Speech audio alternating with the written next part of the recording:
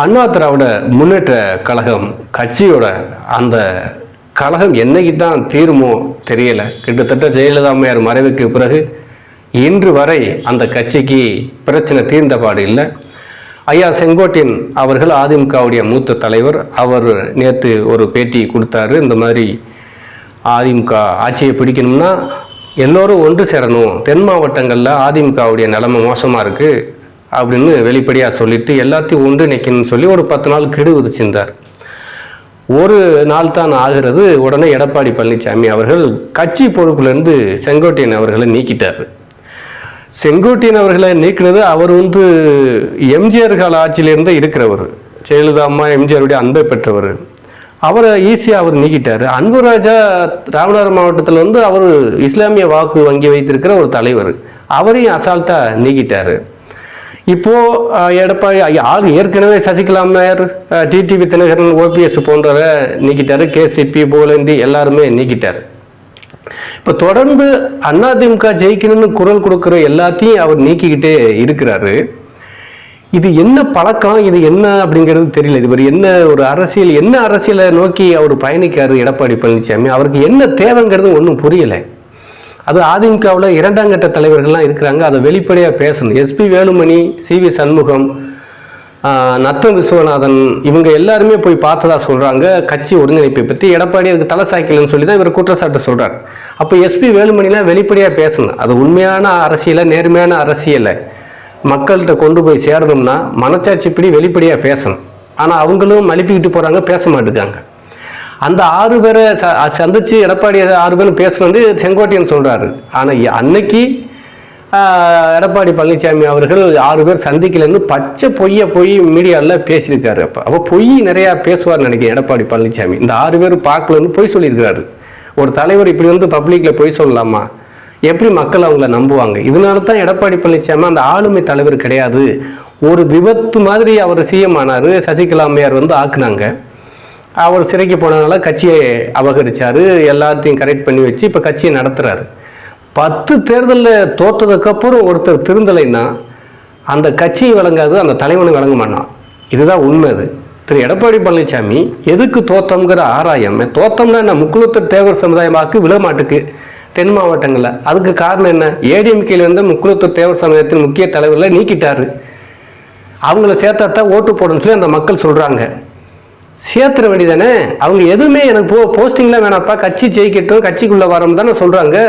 சேர்க்க வேண்டி தானே. சேர்த்தா தலைமைக்கு ஆபத்து வந்துடும். அப்போ நீங்கள் ஜெயிச்சு காட்டுங்க. ஒன்று நீ ஜெயிக்கணும், இல்லைன்னா ஜெயிக்கிறவங்கள கூட வச்சுக்கணும். எதுவுமே செய்யாமல் யாரோ ஒருத்தரோட கட்சியை, யாரோ உழைச்ச கட்சியை நான் அழிச்சாலும் பரவாயில்ல, நான் அந்த போஸ்டிங்கில் இருப்பேன்னு சொல்கிறது மிகப்பெரிய கேவலமான ஒரு சிந்தனை, மன்னிக்க முடியாத ஒரு சிந்தனை. அது அந்த கட்சியோட 2ஆம் கட்ட தலைவர்கள் இன்னமும் ஒரு ஆண்மைத்தனமான அரசியலை நடத்தணும். ஆண்மைன்னா என்ன? ஆளுமை, ஆண்மை எல்லாம் ஒன்று தான். ஒரு தைரியமாக வெளிப்படையான அரசியல், சில வார்த்தைகள் பயன்படுத்தக்கூடாது. ரொம்ப ஒரு கோழைத்தனமான அரசியலை நடத்தக்கூடாது. அதான் இறையாண்மை, இறையாளுமை, இதெல்லாம் இருந்தால் தான் அரசியல்வாதி அப்படின்னு பிளாட்டாகவே சொல்லியிருப்பார். இறையாண்மை கொண்டதான் அரசியல். இறைவனுக்கு கட்டுப்பட்டவனாக இருக்க வேண்டும், ஆளுமை உள்ளவனாக இருக்க வேண்டும். இதில் ஆண்மை, ஆளுமை எல்லாமே இருக்கு.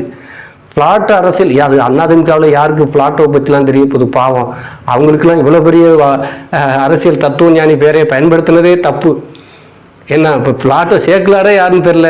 கம்பராமாயணத்தை எழுதுனது சேர்க்கலான்னு சொல்லிட்டார் ஒருத்தர். அது கம்பராமாயணத்தில் எழுது கம்பர்னே தெரில, அது பேர்லேயே இருக்கிற கம்பர் எழுதுனா கம்பராமாயணம். அந்த அடிப்படை அடிவு இல்லாதவெல்லாம் தலைவராக இருக்கிற போது அவங்ககிட்ட போய் நம்ம பிளாட்டோட அரசியல்லாம் தத்துவத்தையெல்லாம் சொல்லி பிளாட்டை அசிங்கப்படுத்த விரும்பலை. இப்போ என்னன்னா அதிமுகவில் செங்கோட்டையனை நீக்கிட்டார். சரி, நீக்கிட்டீங்க, அடுத்து என்ன நடக்கும் அப்படின்னா,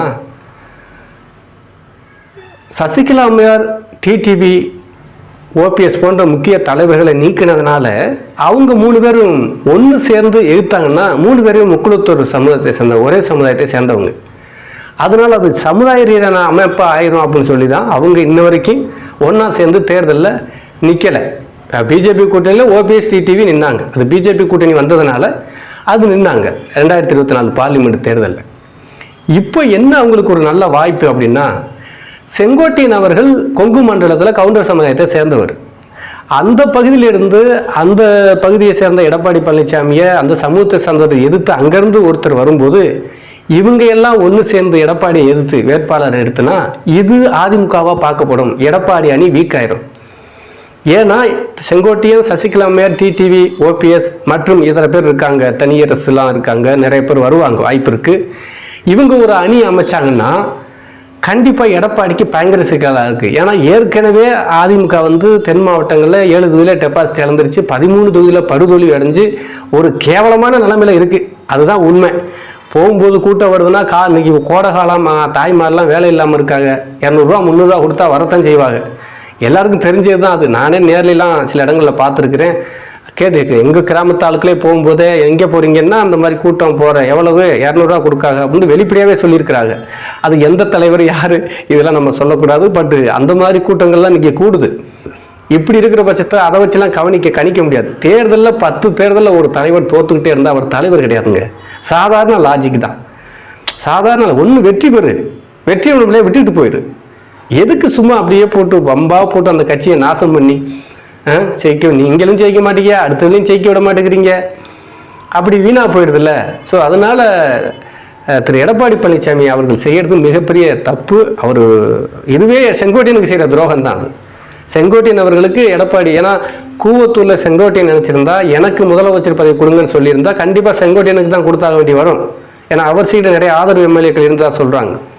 அப்படி இருக்கிற பட்சத்தில் அவர் நிறைய இடங்களில் விட்டு கொடுத்துட்டு போயிருக்காரு.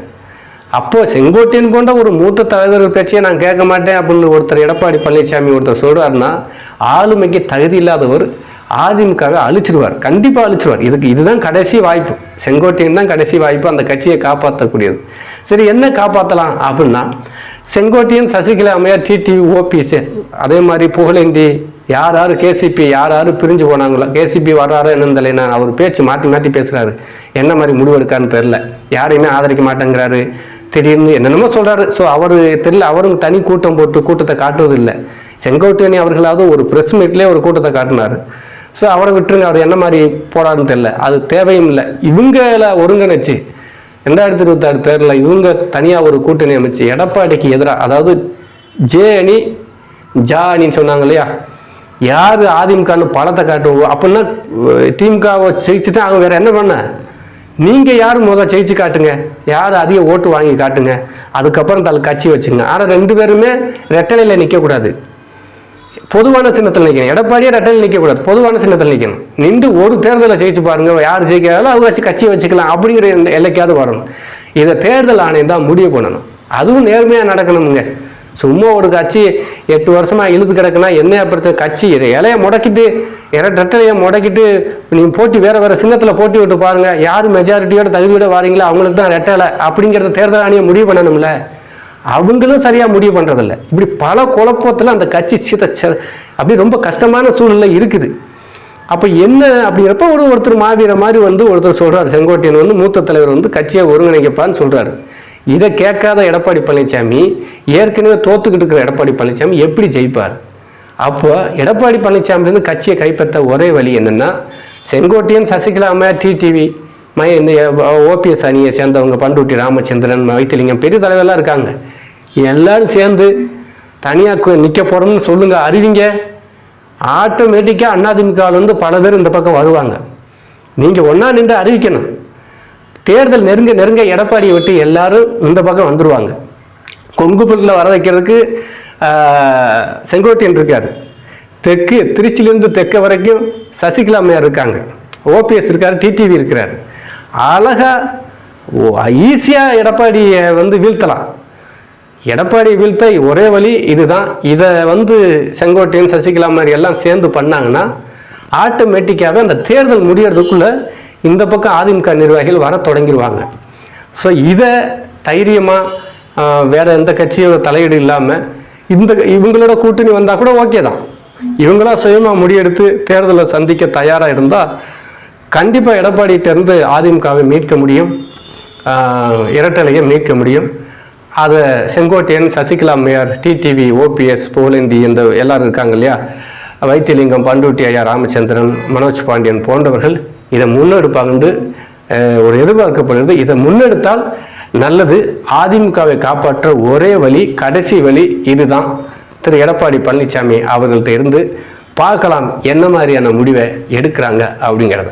நன்றி.